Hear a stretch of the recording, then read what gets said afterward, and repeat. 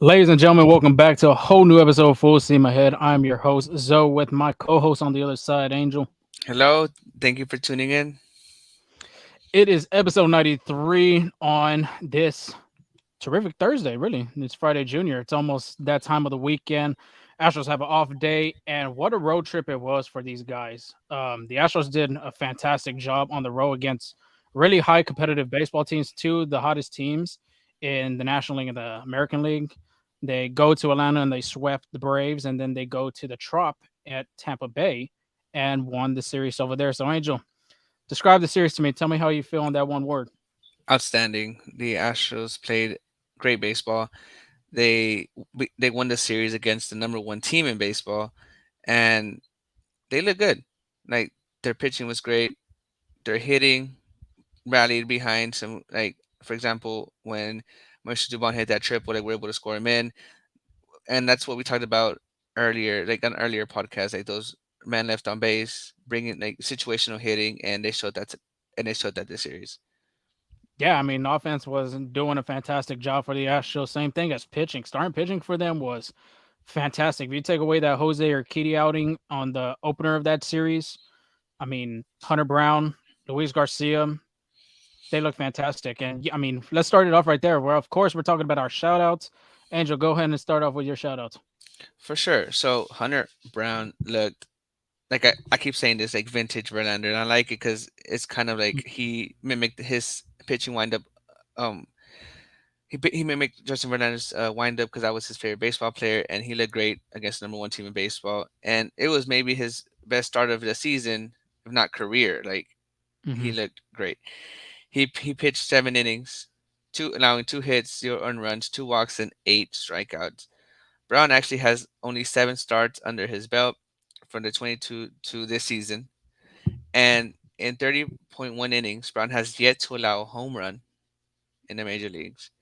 He also has 31 strikeouts and 5 wins, and has yet to suffer a loss as a starter. Like Shocking. he's gonna be good. I mean, he's been talked around about rookie of the year this year, and I feel like that experience from last year is kind of helping him along. Like it's helping him ride the wave and continue phenomenal. And something about his character that I really liked, and something to look forward to future outings is he didn't do well against the Braves and or like his last outing, and today he looked good.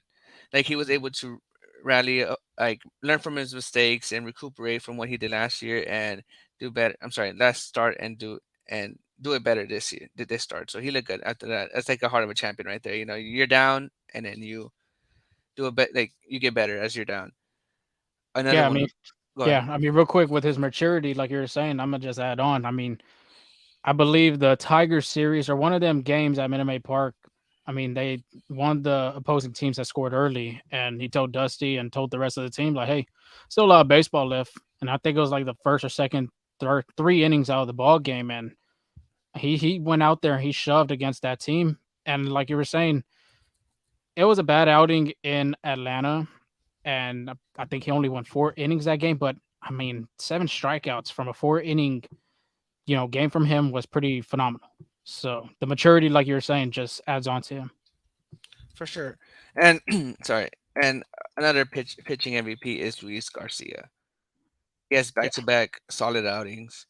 In this outing, he threw 6 innings, 3 hits, 0 runs, 2 walks, and 7 strikeouts. And according to Baseball Savant, Garcia threw 45 cutters. Like that's the pitch he leaned on. That's the pitch he rallied on. Only 19 fastballs, 18 sliders, 9 changeups, and 5 curveballs.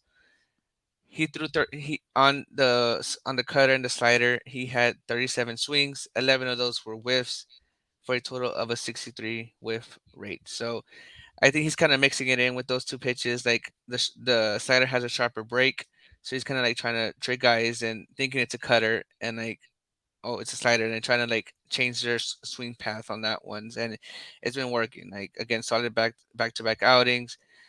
After he allowed 5 runs, Marty said, we saw good things, and like it wasn't the start he wanted, but there was things, positives on after that, and we're seeing those positives now.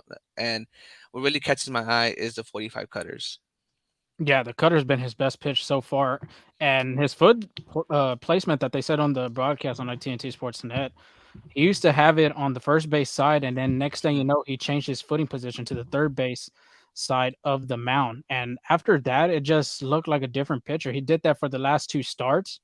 He hasn't given up a run yet. And so that's pretty damn good that he kind of realized that. I don't know, the pitching coaches realized that too, or even Maldonado catching that and being able to tell Luis, like, hey, this isn't working so far. You might need to change the way you have your footing position on the mound, maybe because of the cutter runs inside on these batters and you leave it down the middle. Maybe if you do it on the other side, it'll go down the middle first and then it'll have that break action to the outside corner. So, I mean, you're pitching. Shout out to those guys because them two starting pitchers Yeah, put crucial. shutouts on the Tampa Bay Rays. Offensive, Yeah, on the other hand, if you wanted to add on real quick, yeah, especially because everybody hyped the Rays as they should, right? They started 20-3 before they met the Astros, and they had a 14 game winning streak at home, and they had a 22 straight home run, uh, 22 straight games with a home consecutively. run. Yeah, and the Astros shut down both of those. Like they in the second game, they didn't allow. I'm sorry, in the first game, they didn't allow the Rays to score a home run or to just get a home run, which break that streak. And then on Tuesday, the Astros beat the Rays to end their 14 game win streak at home. Like the Astros were like, yeah, we don't care about your accolades. We're here to win. Yeah, and they just showed you right there too. They played great against tough competition. They won 2 out of 3 against the Blue Jays. They swept the Braves, and then they took 2 out of 3 over there at the Trop at Tampa Bay, Florida. Moving on to the offensive shoutouts, and the first shout out goes to the Mauricio Dubons. The Dubon fan clubs over there, this man's on a mission, extending his hitting streak to 20 games. And even Chandler Rome had tweeted out that Dubon had joined 14 other Astros to have a 20 game hitting streak. And you're going to like these names that he has displayed on there. And there's one being Moises Alou, another being Cesar Cedena, Tony Usibo, and Lance Berkman. Them are 4 great Astros players that played in Houston. Moises Alou, of course, was a great contact hitter. Cesar Cedeno as well. Lance Bergman, of course, he had contact and power.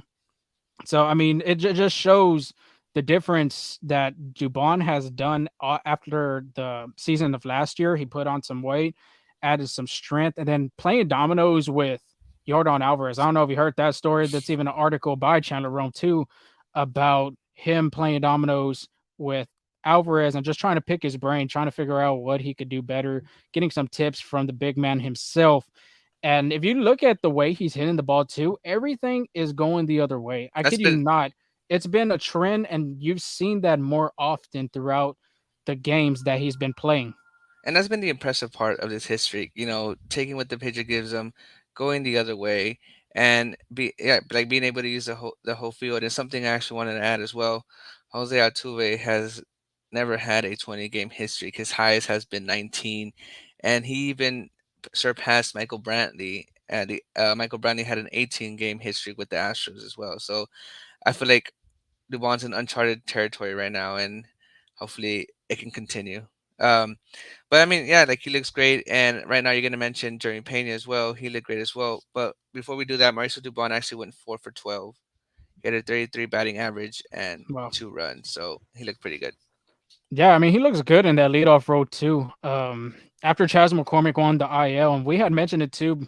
If Chas McCormick comes back, do you see Dubon even staying on the leadoff spot, or you're going to go back with Chaz? And right now, Dubon's doing a really good job being that leadoff hitter, being the setup guy for the whole lineup, and he looks really good. And then, like you were mentioning, Jerry Pena looked really great after the news with the big man having neck soreness or something dealing with his neck. Hopefully, it's not too serious for the Astros because he is a big part of that lineup. If Jordan Alvarez is going to be on the IL, we're not too sure yet. We'll keep y'all updated. But Jeremy Pena stepping up into that 2 hole. And I mean, he looked great throughout the whole series against Tampa Bay. He had a couple of line shots, even at some of the defensive players. But being back in the number two spot, 5 for 12, 417 batting average, one home run, two RBIs. JP3 just looked really good and comfortable in the two hole. Maybe going back down kind of helped him regain his confidence because that's a big thing in baseball. If you're in a slump and you're batting under 250 or even under 200, your confidence level is not going to be the highest. It's kind of going to be low. And, for the ALCS / World Series MVP, you need to be the one to show out because you've had those awards and being notable on this team. So my question to you is, with Brantley coming back soon because he's on the stint with Sugarland right now, where do you see Pena batting if Uncle Mike comes back?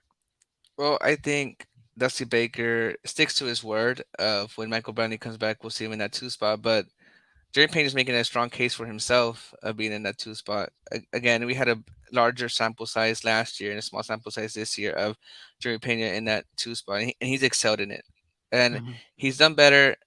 I mean, like from being from the leadoff spot going down to down to the lineup, he's done a tad bit better. But I don't know what it is with JP3 in that two spot, but he's very comfortable there, and he's proven it over and over again. So when Bradley comes back, I do see Pena moving down back to the bottom of the order or the seventh, um, or the seventh part of the lineup. But if Brantley is not the same Brantley we know and love, I'm sorry, but if Brantley is not typical Brantley himself, then I see Pena going back into that two spot. So another thing I wanted to ask too, since Mauricio Dubon is hitting really, really well, and obviously the streak's gonna come to an end for him sometime soon. Hopefully not soon enough. But if he keeps hitting like the way he is, and Chas McCormick comes back, everybody comes back. Altuve comes back, Brantley comes back, McCormick comes back. Who you're gonna ride? I mean, there's gonna be. Do you see like a platoon with Dubon and McCormick, and then not even to mention too? I mean, Jake Myers is still hitting the ball pretty good. So, I mean, what do you think about that? About the depth that the Astros have?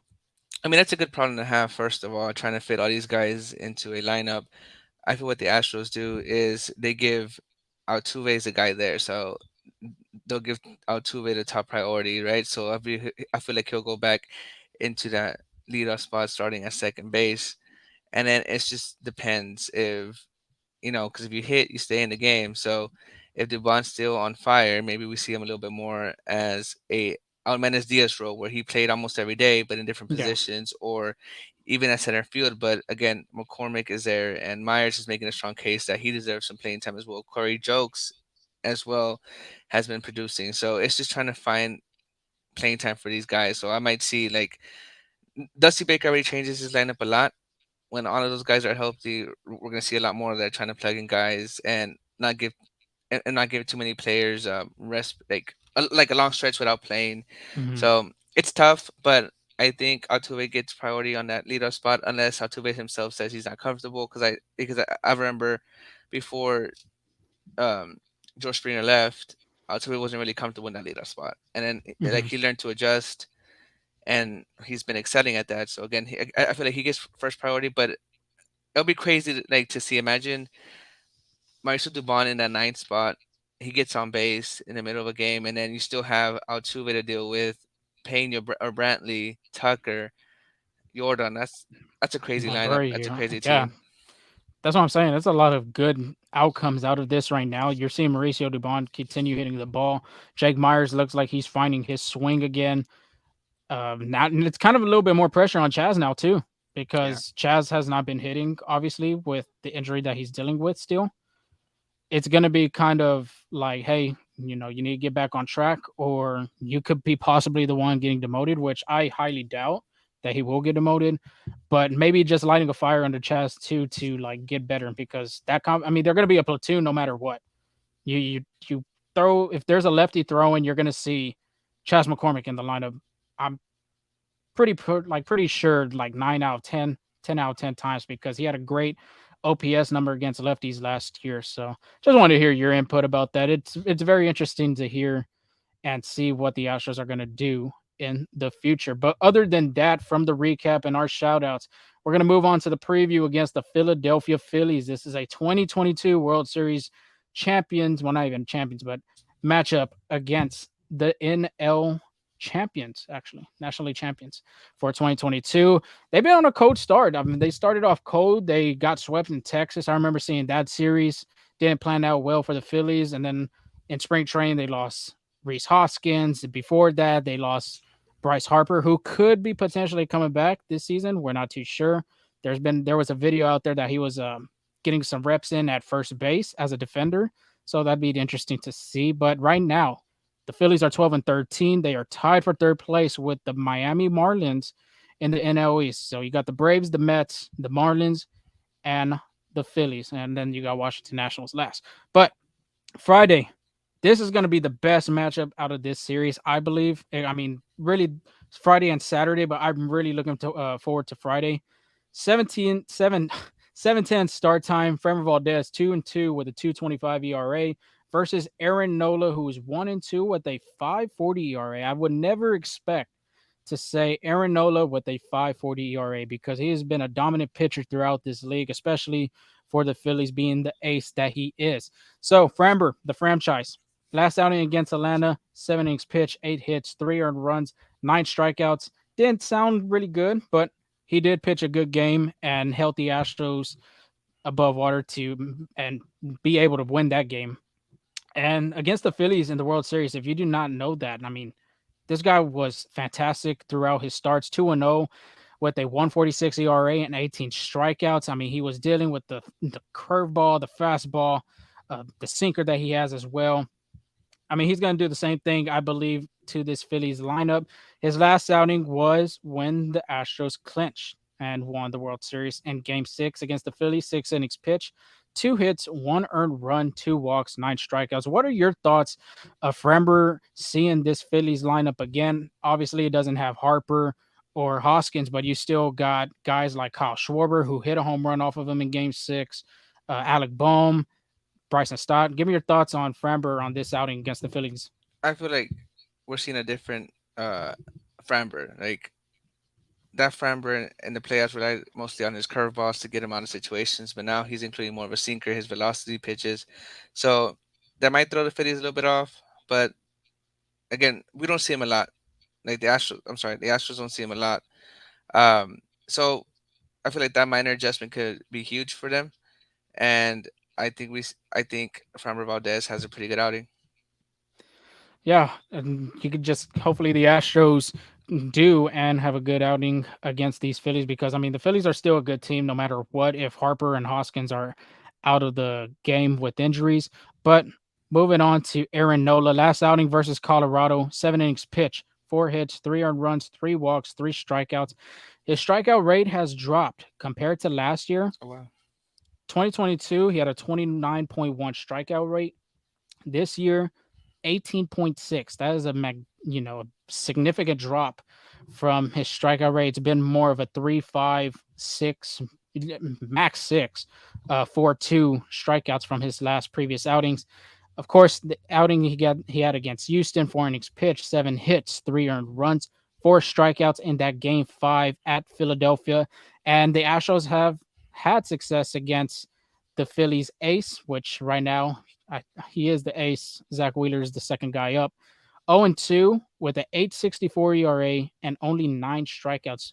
And you combine them 2 starts, he has pitched 8 1/3, giving up 8 earned runs. So the Astros and that lineup have seen enough from Aaron Nola. Maybe he has changed some things from the past of the World Series, but maybe the Astros continue hitting like they've been doing since Tampa Bay to the Atlanta to Toronto series. And the other thing too with him, one of his top 3 best pitches this year has not been working out for him like he had wished it would have. Opponent batting average against his sinker last year was a 178. This year in 2023, hitters are hitting off that sinker with 429 batting average. So the batters are looking at that pretty damn good and are making adjustments from the past years to this year's now. Yeah, So he's not it's fooling anybody. it's not at all. Opponent's batting average too. Since we're on that topic, 2022 batters had a 219 average against him, and this year 271. So right now, I don't know if Aaron Nola is like Jose Abreu, is a slow starter in the beginning of the season, or just right now, mechanics, pitching location is just not where he wants to be at the moment. Then we got Saturday, the second best matchup out of this series. You're going to see, and it's a 4:10 start time. Christian Javier is 2-0 with 3.21 ERA versus Zach Wheeler, who had pitched in Game 6 of that World Series. 2-1, 4.73 ERA. Let's go with Zach Wheeler first. I mean, his last outing versus Colorado, 6 innings pitched, 3 hits, 3 earned runs, 3 walks, 11 strikeouts. He has given up at least 1 earned run in every start, and he has started 5 games this season. Last outing against Houston, 5 1/3, 3 hits, 2 earned runs, 1 walk, 5 strikeouts. So the thing with Zach Wheeler, and it's no secret that everybody should know that this guy has a great fastball. It's a great rising fastball that tries to punch these hitters out anytime, any day of the place. 95 to 98 miles per hour is where it averages. And right now, so far this season, it's his number one go to pitch when the batter has 2 strikes. He has 16 strikeouts out of that pitch from this season. So, with Tucker being a high rising fastball kind of guy, Altuve, of course, is not in the lineup, but he loves the high fastball. Alvarez, hopefully, if we get to see him in action this series, he likes the high fastball. I mean, who do you think is going to be a key matchup on this with the Astros lineup? I feel like Jeremy Pena is gonna be one of those guys. He loves the fastball, and I feel like he likes taking advantage of that pitch, especially since his Achilles heel so far has been the slider or offset pitches away. So I feel like whenever he sees a fastball, he's gonna try to take advantage right away. And I also want to add with Javier and Wheeler pitching this game, the fans out there are gonna be seeing a lot of fastballs for sure. Yeah, I mean, both pitchers have great fastballs. Another note with Pena, since you mentioned him, this year he's been doing poor from the fastball, which is shocking Okay. because that was one of the best. That was one of the best for him to do last year when everybody was throwing the slider or cutter away from him. The fastball was always his go to when it came to swinging on the bat. Then you got Christian Javier, like you said, last outing against Atlanta, 6 innings pitched, 3 hits, 2 runs, one being earned, 2 walks, 10 strikeouts. That is the first double digit strikeouts of the season for Christian Javier. That's the Javier we know right there. And I think the Phillies already know about Christian Javier as well because he pitched a game 5 of that combined no hitter at Philadelphia at the Brotherly Love.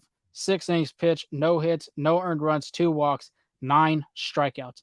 So this is going to be a great game between both pitchers. It could be a pitcher's duel as well because, like you said, a lot of these fans who are ever going to go to the game on Saturday are going to see a lot of dosage of that fastball from both pitchers because Javier, we know the velocity just dropped a little on his fastball, but he's still going to throw it no matter what. Yeah, and again, both guys rely heavily on that fastball, so there's gonna be some radar numbers lit up um at Minute Maid Park that day. Yeah, and then we're gonna move on to Sunday, and that is an ESPN game. I forgot to mention on Friday's matchup that is on Apple TV. So if you do not have Apple TV, they still have that offer, I believe. If you look at the Astros Twitter or any of their social media platforms, they have tweeted out something about that. But Sunday night baseball is going to be on ESPN on the ESPN broadcast. Jose Urquidy will be on the mound for your Stros 1-2 with a 5.64 ERA versus Bailey Falter, who is 0-4 with a 4.50 ERA. And this guy had made his debut 2 years ago. I'm speaking about Falter. Last outing versus Seattle, 6 innings pitched, 6 hits, 4 runs, 3 earned runs, no walks, 7 strikeouts. So the Astros haven't seen this guy at all. We dig deep into these stats, and we did not see anything with Falter playing against the Astros.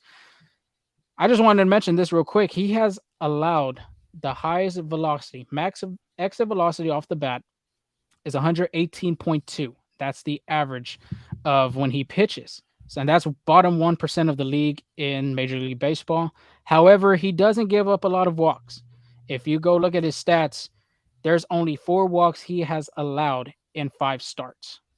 So he's going to work that count no matter what. If you're on a 3-2 count, he's going to make you earn that hit or make you earn that walk because, like I said, he's not going to make it anything easy for you to go out there and just, mash him with 3-2. Oh, it's an automatic ball four if he's losing command. I mean, right there, it shows you 4 walks and 5 starts. That's pretty incredible. I mean, Y- that's good. Yeah, so what that tells me is I feel like he's trying to be too perfect, where he's Mhm. trying to throw strikes and he does throw strikes, but he's like I feel like he's trying to hit his spots, and leaves them like right up the middle. So it's just like a work in progress. Like he's throwing strikes, but he's leaving them right there where hitters can do damage, and that explains the high exit velocity because he's trying to again be perfect, pitch that fine line that is that strike zone, and he's just missing.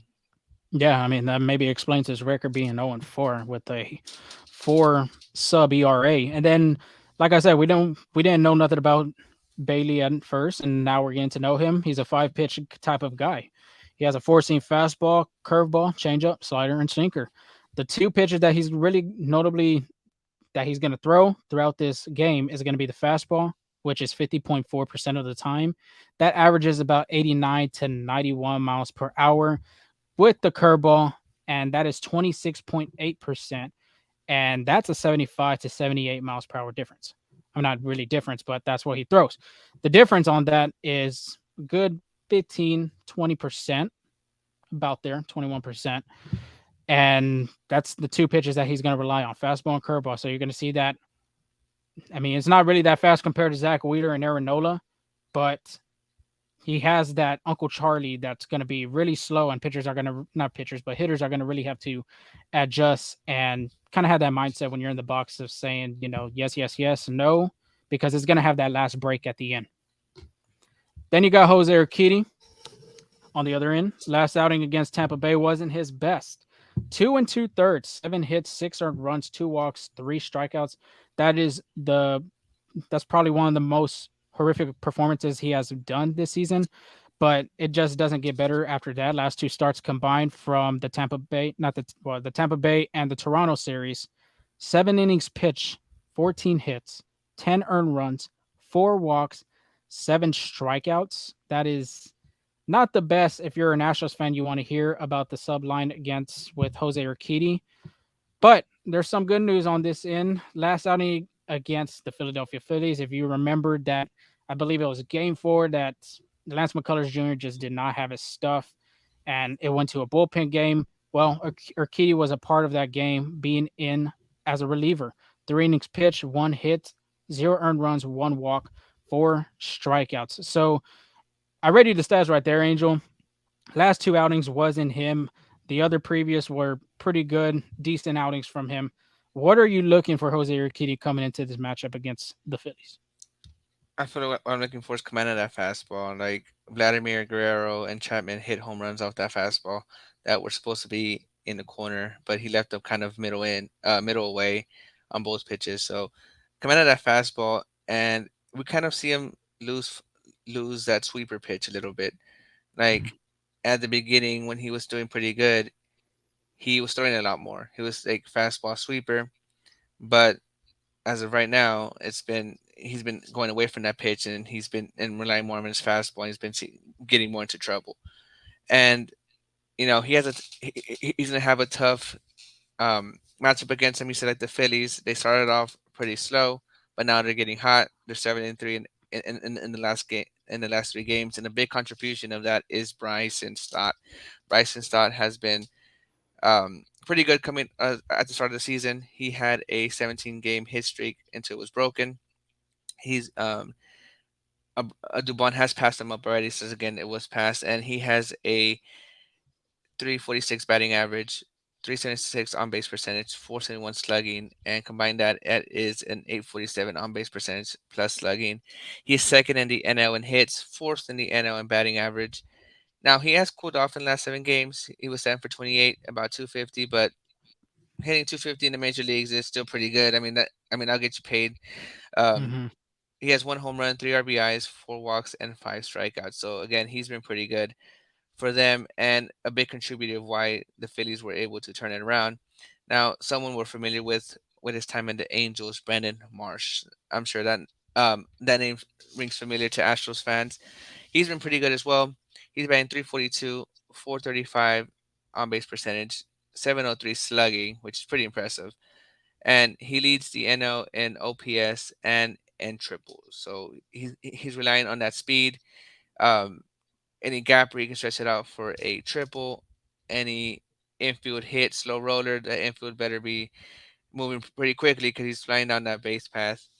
And even though they don't have Bryce Harper or Rice Hoskins, like they're stepping up and they're leading this team into that, you know, into them battling for that NLE spot. And I mean, they're gonna come to play.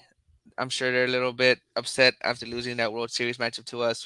So they are gonna come firing. They are going to try to win this series, and they're gonna give it all their all. But moving on from that, it's time for offensive pitching MVPs and our hot takes for this series. Mine, I only got one. We did see a Breggy bomb, but We did. Jokes was 2 for 12. He did get an RBI the second game, but the first and the last game of that series, he went 0 for, he had an 0 for 4. Brian Abreu, I don't recall him coming in to any of the games, unless I am wrong, unless you got something Nah, else. he didn't. He didn't Yeah. come. So Possibly he could have came to that first game. I'm not too 100% sure, but yeah, I don't think I saw him. yeah. So he didn't show up at all. I mean, I I think he deserved the rest. I think he had pitched 3 straight games Yeah, prior to back to that. back saves in Atlanta. Yeah. So that was a foreseen rest days that I didn't expect. And Zoe had Bregman, Urquidy, and Abreu goes deep this game. I mean, again, we did see a Breggy bomb, but That's an O Urquidy for I was count. I'll count Urquidy. that as an O for right there, dude. Yeah, That was bad.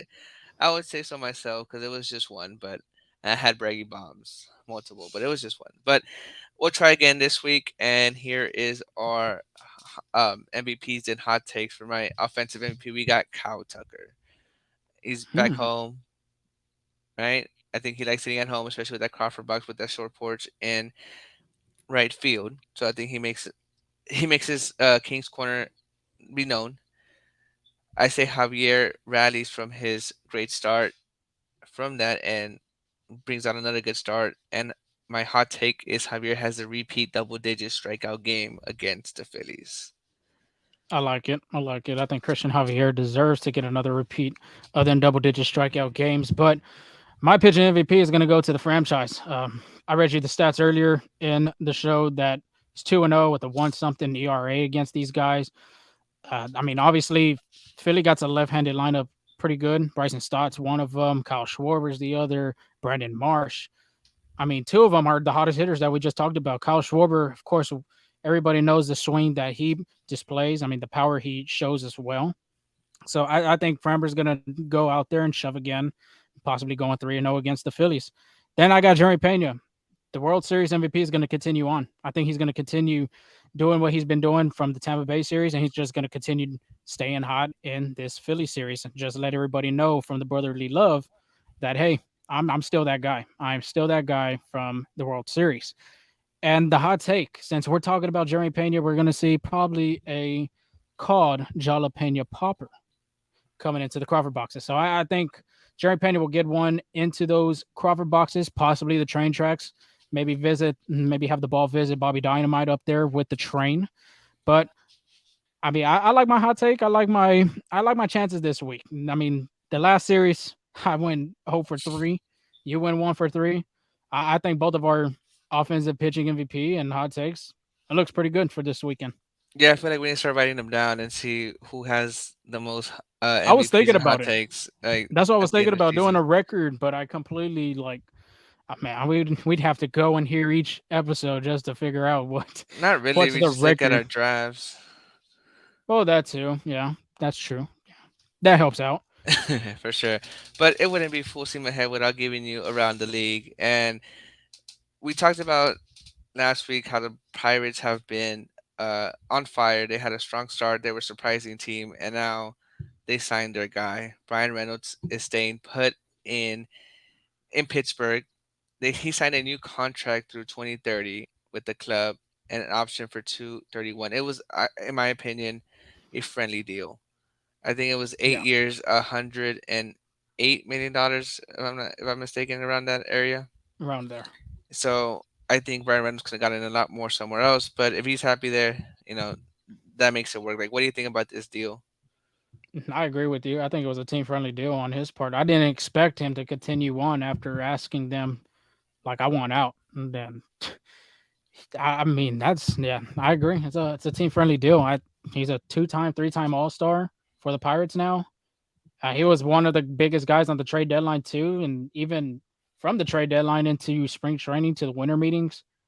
And the Pirates just stayed put, and Brian Reynolds, I guess, had enough of it and just say, okay, well, pay me what I want. And sure enough, I mean, both. I think it was a win on the Pittsburgh Pirates side, and Brian Reynolds a loss because, like you said, I think he could have got paid somewhere else because I th- he's a really good player. I mean, he's a 5 tool kind of guy. I think their hot start had a really contributed to him signing with the Pirates because again, as we know, the Pirates are in a rebuilding mode, and I feel like he just got frustrated with losing. But now this hot start, like he's seeing what the Pirates are doing, like what Pittsburgh's doing. He's seeing the additions they got, like what they're trying to do to get better and to win. So I think he's trying to see it through, and maybe even win a championship with them in Pittsburgh. But we'll see how it works out for that. So, question, real quick, before we move on to the next one, do you think Andrew McCutchen could have had a difference in this when it came to negotiations and talking about getting an extension? Because if you remember, he won an MVP over there with Pittsburgh. I'm talking about McCutchen. He won an MVP with them. He went to the playoffs as well. And then after the whole good days of Pittsburgh, and then it went to transitioning to bad days. They weren't winning any more games. They were losing more than anything else. And I want to be really correct about this, which I'm not 100% sure if he signed a new contract when they were doing good in them days with like 2012, 2013 with Russell Martin and all these other guys. I mean, do you think he could have been a big difference factor for Brian Reynolds to stay in Pittsburgh?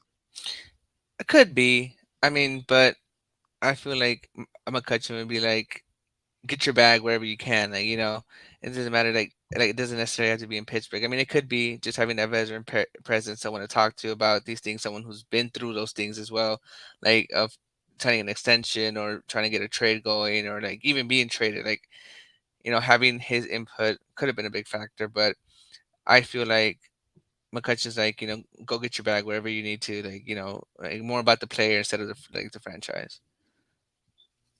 But moving on, Robbie Ray like a stunning and hurtful news for Mariners fans that Robbie Ray is out for the season.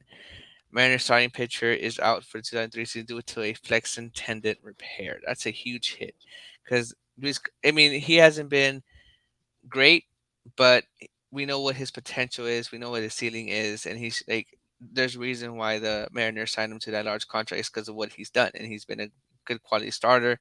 He was off to a slow start, but I mean that's still a big hit because now the Mariners are relying on Luis Castillo and Drew Gilbert as well. And now like they lost their third guy, so that's a huge I hit don't for think it's Drew Gilbert, Logan Gilbert. You Logan mean Gilbert. Sorry, Drew Gilbert's with the I Astros, was thinking which of yeah, he has been doing good in Asheville. If you haven't seen the highlights on either Astros Twitter or even on our account, I mean, he had 2 home runs in one night. Then the next day he had a base clearing triple. So yeah, yeah. Sorry Logan about Gilbert. that, Logan Gilbert. There you go. So I feel like it's just those two guys now, and the Mariners are already off to a slow start. That's been a surprising start as well because everybody, I feel like MLB like experts of Major League Baseball had the Mariners winning the division, and with this slow start, they're falling a little bit more behind. They're gonna have to have a big push mid-year or rely on one of the top teams, either the Rangers or the Astros, to have a slump for them to come back and probably take the division. Like again, it's still early on. There's plenty of baseball left, but I feel like that slow start kind of hurts the Mariners, and now the loss of Robbie Ray is another huge hit for them. Now, Major League Players of the Week have been announced. Max Muncy and Adolis Garcia, two names I don't think you would expect to be MLB Players of the Week, but they've been hot. Like Adolis Garcia, I believe, had 8 RBIs in one game, and Max Muncy has been tearing the ball, like the cover off the ball for the Dodgers, and has contributed to their wins. Because I don't think the Dodgers look like I, I don't think people are afraid of the Dodgers anymore, and Mm-mm. Max Muncy has been crucial to them winning some like 1 2 run games and stepping up especially since they lost Gavin Lux. He's been stepping up for them as well. And I don't know if you saw this, but I think everybody knows Fernando Tatis is back. All right, Mm-hmm. and he went into Chicago, and Chicago, especially the Cubs, are very dedicated to their team, and they let you hear it. All right, Mm-hmm. so in while Tatis was playing right field, there was like the Chicago Cubs fans were heckling him and like starting a chant saying he's on steroids, and Tatis decided to embrace it and started dancing to their chants. Like, what do you think about that? I think it's good for baseball. I mean, there's some people that are not gonna like it, but at the same time too, if fans want to continue on saying, these cheaters and steroids and all this stuff, that ain't gonna hurt the player's mindset. That ain't gonna hurt them. They already did, and they put their statement out there. They went to the media, went on, on national television or even in their local television broadcasts and apologized for what they did. So it's like you move on. It's a new day for you. It's a new start and a new beginning for you and your career. And Tatis just like you said, he embraced it. He just danced off of it.